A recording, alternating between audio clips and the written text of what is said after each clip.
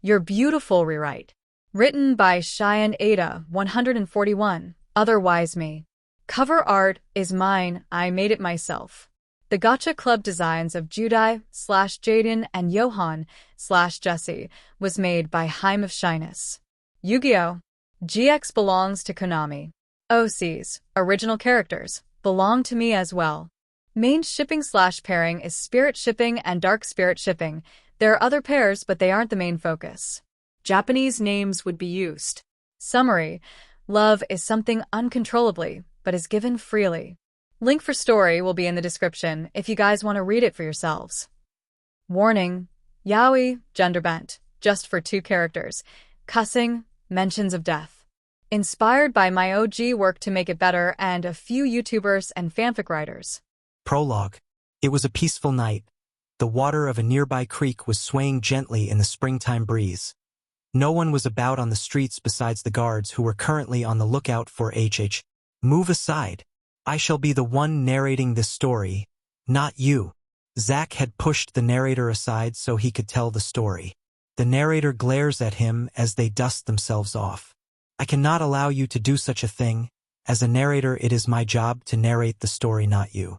And you're not even supposed to be here in the first place. Go back to your universe where you belong. Nah, I like this, and I'm bored, so I'm taking over now.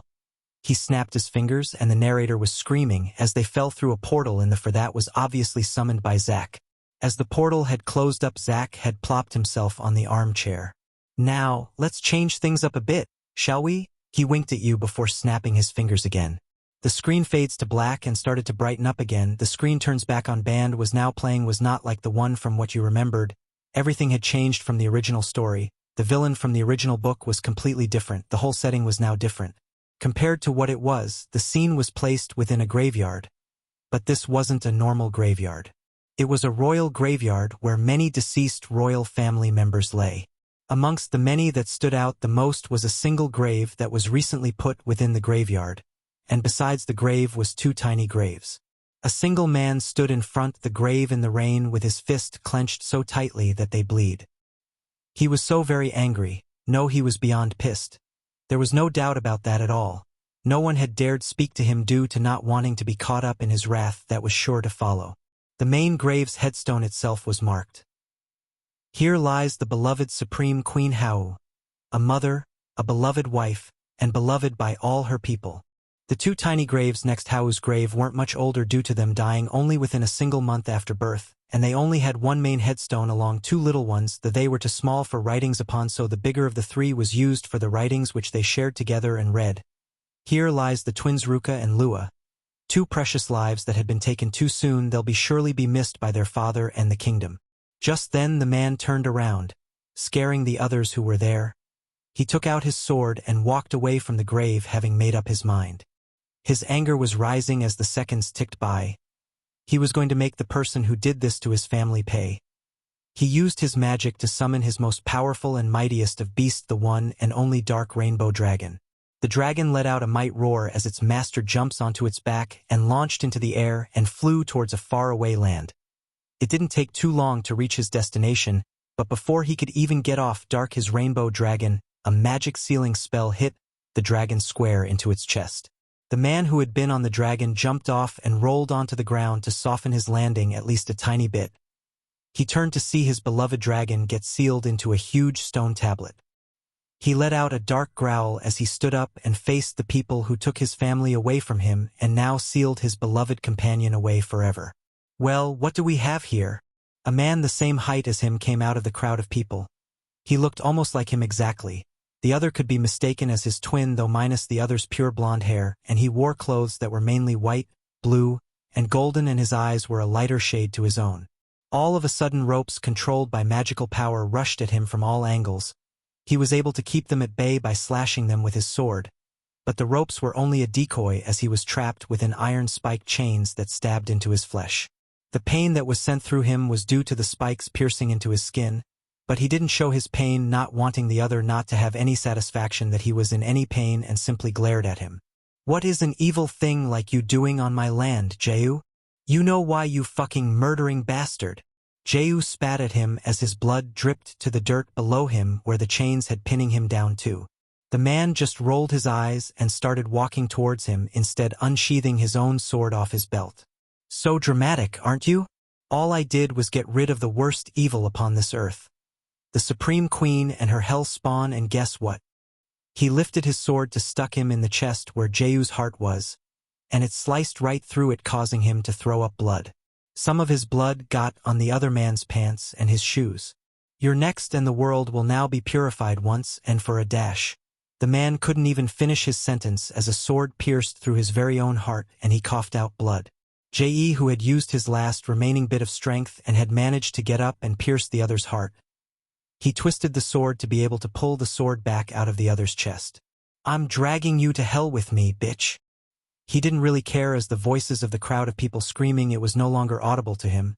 The man next to him made a thud sound next to him, but he didn't really pay any attention to them or to the dead body. He took the sword within his own chest out carefully. More blood spilled from his chest. But he didn't care that he was dying. He got his revenge. He fell onto the now muddy ground thanks to all the blood spilling out of the other guy right next to him. He stared at the night sky. His mind was already seeing his babies and his beloved wife within the stars above him, and let a warm smile grace his lips one final time before he took his final breath.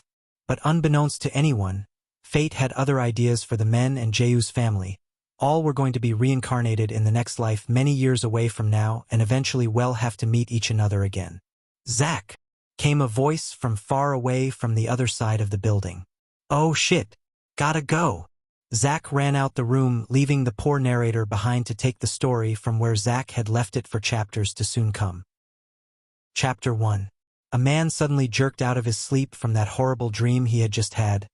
It had felt so real, and he could still feel the pain from it in his chest and body, but it went away after a while. The dream itself was something like out of a fantasy horror movie or even a book he had read once or twice. He turned his eyes to stare at his alarm clock, which read 4:30 in the morning for 30 a.m. And he wasn't supposed to be up for like 3 more hours. He let out a frustrated sigh. He may as well get up now and get ready for the day. With a good long stretch, he got out of bed and looked in his bedroom mirror. His blue topaz hair was a mess, and his PJs was a light blue t-shirt and bottoms was a pair of black boxers. His emerald eyes stared right back at him. He had been told many times before he was really handsome and that he should be a model because of his looks alone. Not only that, he had been asked many times by both all genders if he was single, and he was, but he already liked someone else that he hadn't gotten the chance to tell his feelings to. He shook his head to keep those thoughts away. It had been 5 years since he saw that person he loved most in the world, and no one has heard from them since then besides the king of games. A sigh left his mouth, and he tore his eyes from the mirror to grab a pair of black jeans and a simple white shirt, including his old school uniform vase, which he got to keep right after he left school after graduation. He put on his clothes, which would surprise others that he still fit his vase. He hadn't really grown since he got possessed by that he-she dual spirit in his 3rd year at school. He really wasn't going to question it right now why he wasn't aging as he should, but he wasn't going to worry about that now. He had to get ready for his job at looking at jewels to see which ones are real and which ones are faked. He had to be ready within the next few hours. After shaking his head clear his head before going into his bathroom was normal compared to his old school's bathroom. Well, as normal as could get anyways. His bathroom, unlike many others, had gems scattered all over the walls he had gotten from work as a bonus. And not only had he replaced the floor with rainbow tiles, but it also suited his deck type and himself perfectly, especially since he had a custom-craved painting of Rainbow Dragon above his bathroom mirror. Johann smiled to himself as he stripped his clothes off and got into the shower to bathe himself quickly, since he wanted to get things done before he needed to go work and to distract himself from the dream he just had. Well, if he was honest with himself, he keeps having it. After he got out of the shower and putting on his clean clothes before heading back to the room to check to see if he had any missed calls or messages, Johann's eyes widened in surprise. He had many missed calls from everyone he had befriended at Duel Academy. He even missed a call from his boss not too long ago. He had 4 voicemails and many missed messages, even from none other than Sito Kaiba. What did I miss? That even the Kaiba had to message me? He asked himself out loud as he sat down on his bed to view all the voicemails first. Hey, answer your phone, jerk. We have a huge problem. Come out Manjom's voice from the phone with obvious anger and sounded mixed with panic, and he was only the first one in his voicemail box. Actually, he was most of the voicemails. The other two was his boss, and the others were more calmer from the rest of his friends, though they didn't call him a jerk. Johan, you're on temporary leave. You'll be back to work once you finish your mission. Was a voicemail from his kind elderly boss, but to be honest, he was confused since his boss said he had a mission, which was the main thing he was confused about. He had no idea what his boss meant by mission, so he decided to check his messages. Most of the messages were the same as the voicemails, but the Kybus was different.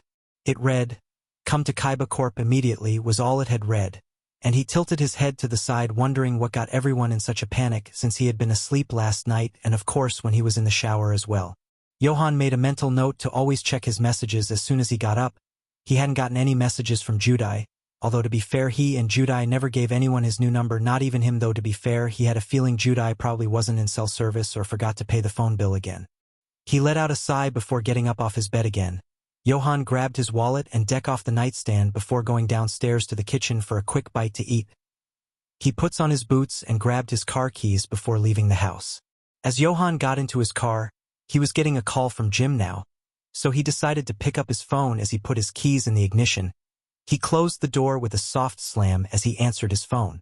"Jim," Johan said into the phone as he put it on speaker so he could hear while he was driving. He placed it in the center console so he could focus more on driving than looking at his phone. "Johan," the other replied on the other end as he put his car in reverse to pull out of his drive and onto the street. "May I ask why everyone has been messaging and calling me all night while I was asleep?" Johan questioned as he started to drive. He planned to get gas first before heading towards Kaiba Corp, since it was hours away from where he lived in the countryside in his own farm property. "Well, can't really say since that Kaiba fellow told everyone he wouldn't say until he told you first, mate." He could hear Shirley in the background eating something. I'm on my way there now, though it will take a while unless I get on the highway. But I'll get there, though I may stop at a fast food place for coffee and something healthier to eat other than Pop-Tarts." Johan didn't practically like coffee, but only drinks it to keep his brain awake throughout the day.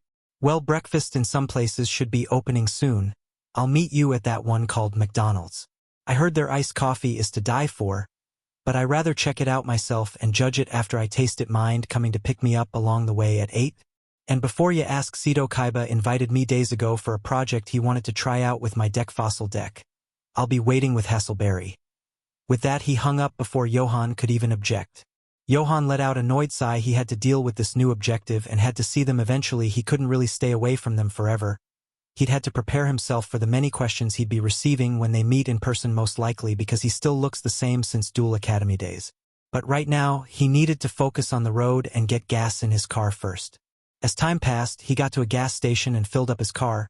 He bought some fresh water for Jim's crocodile, Shirley, also getting her some raw meats to eat from the store next to the gas station, as well as a few things for himself, Jim, and Hasselberry on the way to Kaiba Corporation. He couldn't resist buying Ruby a small bouncy ball that she could play with at any time since she hasn't played in a long time. As soon as he got in the car, Ruby came out of his deck. Johan still was a bit confused over the fact that his dual spirits could become solid now after being possessed by Yubel. He didn't mind, though, as long as his dual spirit family didn't pop up around strangers. Johan smiled as Ruby got into his lap and laid there after he put his seat belt on. He gave Ruby a few pets before he was on his way to find Jim and Hasselberry. It took him a while to search each McDonald's until he found the right one. It had at least taken him a few minutes to actually get there, but altogether since waking up it had been 3 hours and 30 minutes since he had woken up from his nightmare and needed coffee badly at this point. Ruby stayed in the car and hid herself in a spot where she wouldn't be seen as Johan got out of the car, locking it behind him before heading inside to get his cup of coffee. He would get her something for her while he was inside with Jim and Hasselberry. Right now he wanted to freshen himself up again before heading to Kaiba Corporation. He spotted the pair at a window table, and they also spotted him, and they waved to each other before Johan went to the men's restroom. After he finished his business, he walked out shaking his head clear. That dream was plaguing his mind again, and he hated it, to be honest. He didn't like seeing people getting hurt, and that it seemed the dream was far, far in the past. But the one thing that bothered him the most was Dark Rainbow Dragon. There was no way that vision of his dragon could possibly exist in that time frame because it didn't look like the Rainbow Dragon Maximilian Pegasus had created to get them back from the dual monster spirit realm.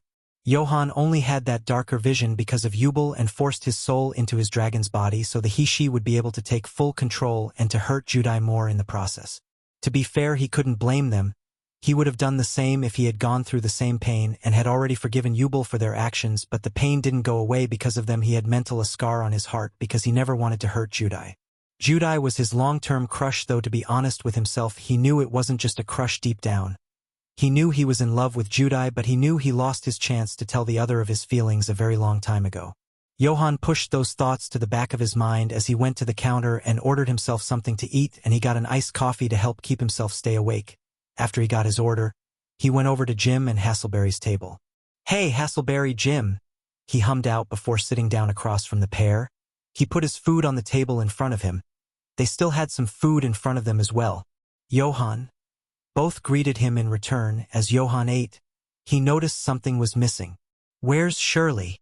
He usually never saw Jim without her on his back, but then again, a crocodile couldn't really come inside a place like this, and he wondered where she was at because he hadn't seen her when he pulled up in the parking lot. "She's back at the place we're temporarily renting. She's gotten older and can't be going everywhere anymore, especially now that she has laid a few eggs. I'd rather her stay behind to protect her future hatchlings," Jim explained to him as he finished his food, making Johann groan since he bought Shirley meat and it was going to be wasted now. "Not only that, Jim and I only accepted Kaiba's offer because we needed more land, not just because of Shirley and her eggs.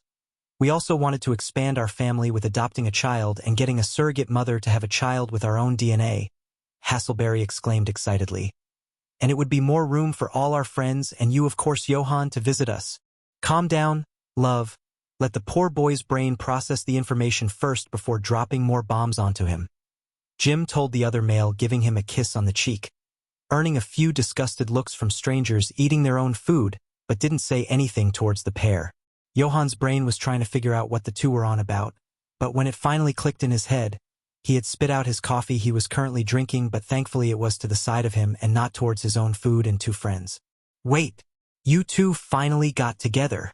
Johann knew how much Jim liked Hasselberry back in their school days, but this was a complete shock to hear about the pair finally getting together. "Yes, me and Dino Boy have officially started to date 2 years after the incident in Dark World. I believe he confessed first by shouting it out from miles away on a hill while one of his friends recorded and sent it to me." Jim grinned while Hasselberry blushed furiously after Jim had said that. "I was dared to admit my feelings out loud. I didn't know they had been recording me. If Judai had been here, he would have most likely congratulated the both of them for finally getting together and congratulated his friend for finally confessing his true feelings." Johann could all but smile as he imagined what Judai would do and say to one of his best friends.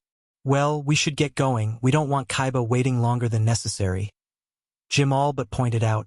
Johann blinked a few times, nodding his head in agreement. "Yeah, let's get going."